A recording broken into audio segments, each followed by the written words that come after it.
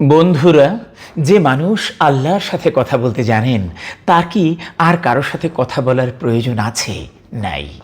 যদি কেউ আল্লাহর আসল অস্তিত্বকে অনুভব করতে পারে তাহলে তার আর কারো কাছে কোনো কিছু বলার প্রয়োজন হয় না।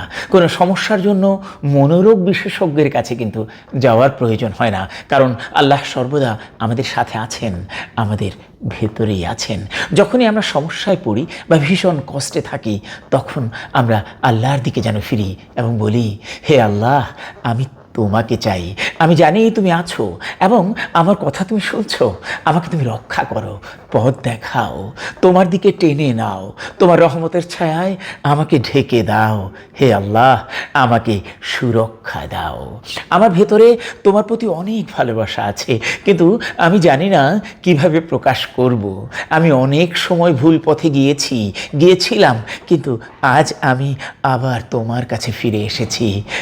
আমি তোমার ভালোবাসা চাই, আমি তোমার কাছে ভালোবাসা জানাতে চাই, আমার প্রয়োজন প্রকাশ করতে চাই।